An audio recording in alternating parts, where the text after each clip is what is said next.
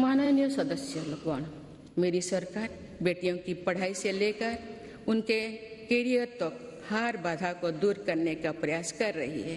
देश के सरकारी स्कूलों में बेटियों के लिए अलग टॉयलेट का निर्माण हो या फिर सैनिटरी पैड से जुड़ी योजना, इससे बेटियों के ड्रॉप आउट रेट भी बहुत कम आई। स्वच्छ भारत अभियान से महिलाओं की गरिमा तो बढ़ी ही है, इससे एक सुरक्षित माहौल भी उन्हें मिला है। सुकन्या सुजला समृद्धि योजना से देश भर की करोड़ों बेटियां के बेहतर भविष्य के लिए पहली बार सेविंग अकाउंट खुली है। नई राष्ट्रीय शिक्षा नीति में भी बेटियां की शिक्षा के लिए अनेक महत्वपूर्ण कदम उठाई गई है।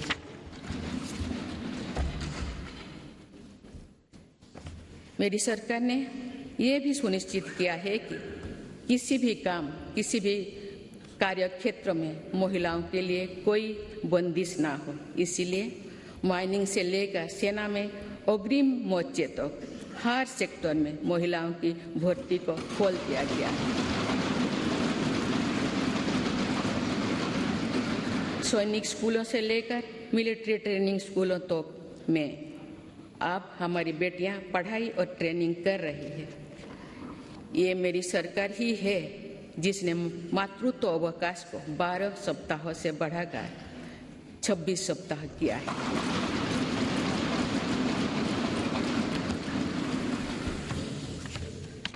मुद्रा योजना की लगभग 70% लाभार्थी महिला उद्यमी ही है। एक स्टडी के अनुसार इस योजना से महिलाओं की आर्थिक शक्ति और सामाजिक फैसलों में उनकी भागीदारी बढ़ी है। पीएम आवास योजना के तहत मिलने वाली घरों की रजिस्ट्री भी महिलाओं के नाम पर होने से महिलाओं का आत्मविश्वास बढ़ा है। जन धन योजना से पहली बार देश में बैंकिंग सुविधाओं में महिलाओं और पुरुषों के बीच अब बराबरी आ गई है। देश में इस समय 80 लाख से ज्यादा स्वयं सहायता समूह भी काम कर रहे हैं, जिनमें करीब 9 करोड़ महिलाएं जुड़ी हुई हैं। इन महिला स्वयं सहायता समूहों को सरकार द्वारा लाखों करोड़ रुपए की मदद दी जा रही है। माननीय सदस्यगण, हमारी विरासत हमें जोड़ों से जड़ती है और हमारा विकास आसमान पर छूने का हौसला देता है। इसीलिए मेरी सरकार ने विरासत को मजबूती देने और विकास को प्राथमिकता देने की राह चुनी।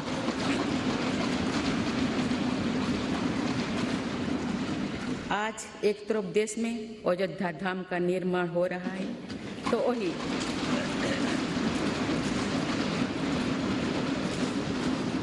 वही दूसरी तरफ आधुनिक संसद भवन भी बन रहा है।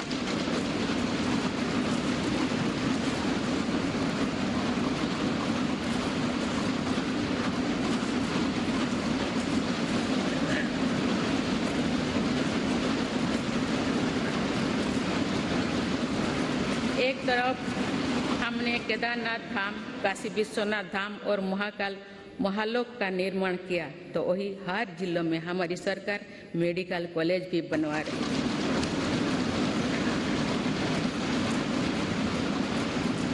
एक तरफ हम अपने तीर्थ और ऐतिहासिक धरोहर का विकास कर रहे हैं, तो वही दूसरी तरफ भारत दुनिया की बड़ी स्पेस पावर बन रहा है।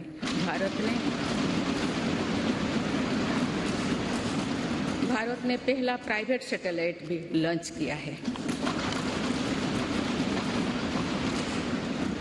एक तरफ हम आदि शंकराचार्य भगवान बसवेश्वर, तिरुवल्लुवर, गुरु नानक देव जैसे संतों के दिखाए रास्ते पर आगे बढ़ रहे हैं, वही दूसरी तरफ आज भारत हाईटेक नॉलेज का हब भी बनता जा रहा है।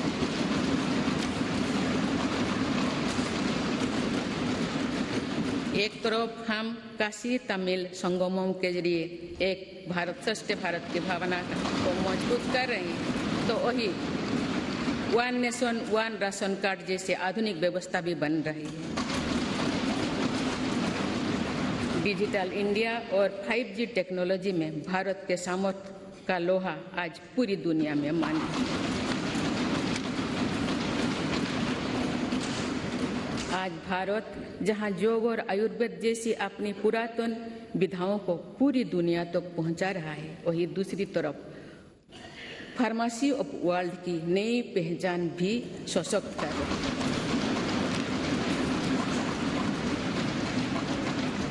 आज भारत प्राकृतिक खेती को, मिलेट्स की अपनी परंपरा फसलों को प्रोत्साहित कर रहा है, वही नानो यूरिया जैसी आधुनिक टेक्नोलॉजी का भी विकास किया है।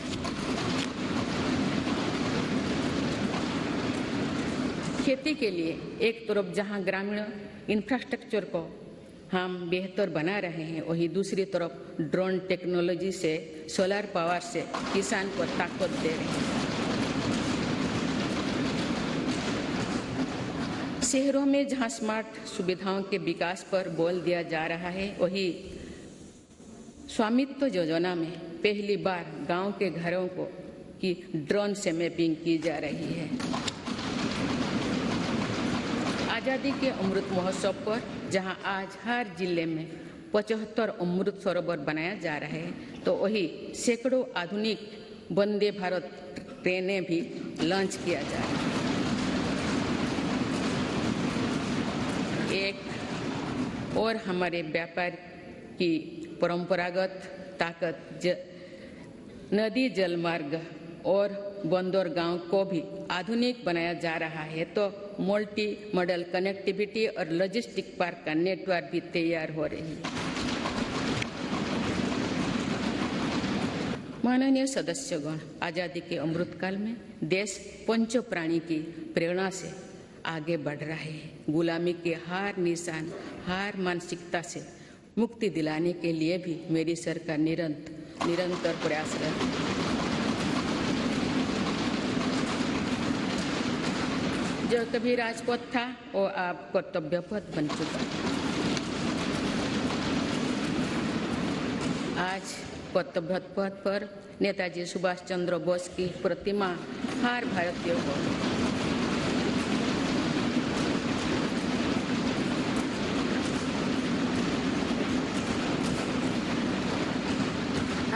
को गौरवान्वित कर रही है। तो अंडमान निकोबार में भी नेताजी और आजाद हिंद फौज के शौर्यों को हमने सम्मान दिया है। अभी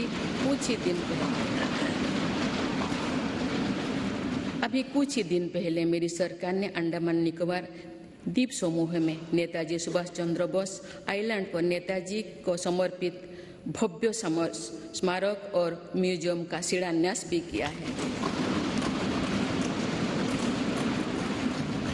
भारतीय सेना के परमवीर चक्र विजेताओं के नाम पर अंडमान निकोबार के 21 द्वीपों का नामकरण भी किया है।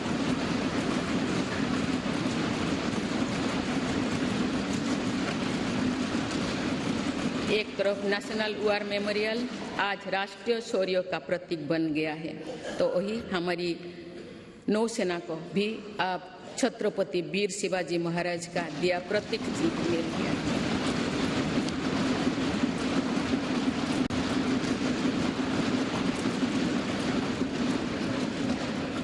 एक तरफ जहां भगवान बिरसा मुंडा सहित तमाम आदिवासी स्वतंत्रता सेनानियों से जुड़े संग्रहालय बन रहे हैं, डॉक्टर बाबा साहब आम्बेडकर के पंचतीर्थ बनाया गया है, वही दूसरी तरफ हर प्रधानमंत्री के योगदान को दर्शाने वाले प्रधानमंत्री संग्रहालय का निर्माण भी किया गया है।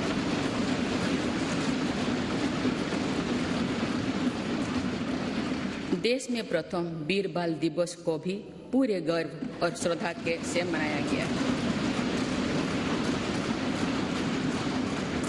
इतिहास की पीड़ाओं और उनके साथ जुड़े शिक्षाओं को जागरूक रखने के लिए देश में विभाजन विभीषिका स्मृति दिवस की शुरुआत भी मेरी सरकार ने की।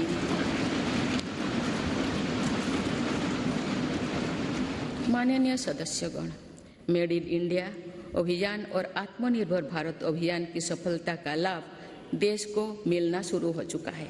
आज भारत में मैन्युफैक्चरिंग की अपनी कैपेसिटी भी बढ़ रही है और दुनिया भर से भी मैन्युफैक्चरिंग कंपनियां भारत आ रहे हैं।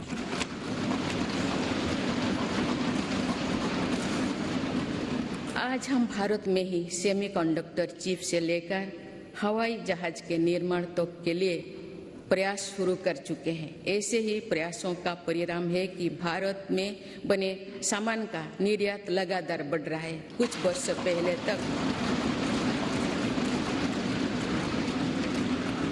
वर्ष पहले तक हम बड़ी संख्या में मोबाइल फोन आयात करते थे। आज भारत दुनिया में मोबाइल फोन का एक बड़ा निर्यातन बन चुका है। देश में खिलौना के आयात में 70% कमी आई है, जबकि निर्यात 60% से भी ज्यादा बढ़ गया।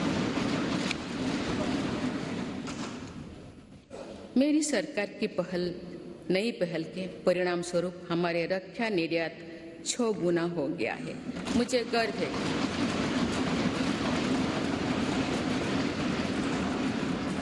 गर्व है कि हमारी सेना में आज INS विक्रांत के रूप में पहला स्वदेशी एयरक्राफ्ट कैरियर भी शामिल हुआ है।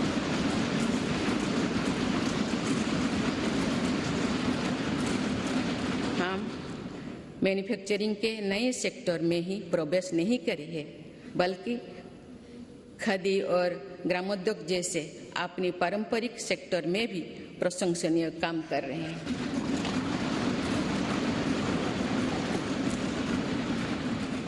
ये हम सभी के लिए खुशी की बात है कि आज़ादी के अमृत महोत्सव के दौरान देश के खादी और ग्रामीण उद्योग का टर्नओवर 1 लाख करोड़ रुपये से अधिक का हो चुका है। मेरी सरकार के प्रयासों से खादी के बिक्री में 4 गुना बढ़ी है। माननीय सदस्यगण, मेरी सरकार ने इनोवेशन और एंटरप्रेन्योरशिप पर निरंतर अभूतपूर्व बल दिया है। इससे दुनिया की सबसे युवा आबादी वाले हमारे देश की ताकत का सदुपयोग हो रहा है। आज हमारे युवा अपने इनोवेशन की ताकत दुनिया को दिखा रहे हैं। 2015 से भारत ग्लोबल इनोवेशन इंडेक्स में 81 स्थान पर था। अब हम 40वें स्थान पर पहुंच गए।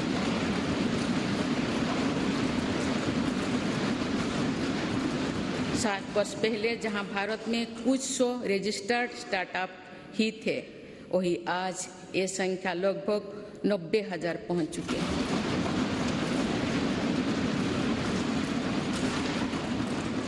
आज के युग में हमारी सेनाओं का भी युवा शक्ति में समृद्ध होना, युद्ध शक्ति में निपुण होना, टेक्नोलॉजी की पावर से लेस रहना बहुत अहम है।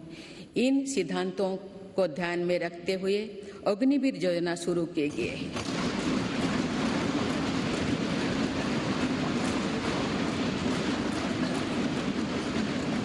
इससे देश की युवा शक्ति को सेनाओं के माध्यम से राष्ट्र की सेवा का अधिकतम अवसर मिलेगा। मेरी सरकार देश के युवाओं की शक्ति को खेलों के जरिए भी देश के सम्मान से जोड़ रही है। हमारे खिलाड़ियों ने कॉमनवेल्थ गेम्स से लेकर ओलंपिक और पैरा गेम्स से अभूतपूर्व प्रदर्शन कर ये साबित किया है कि उनकी प्रतिभा किसी से भी कम नहीं।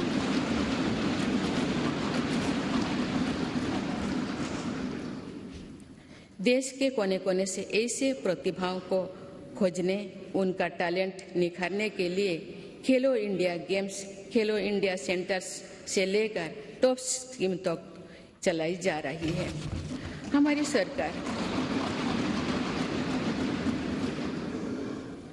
हमारी सरकार दिव्यांग कल्याण को लेकर भी पूरी तरह संवेदनशील है। देश में एक साइन लैंग्वेज और सुगम्य भारत अभियान ने दिव्यांग युवकों को बहुत मदद दी है।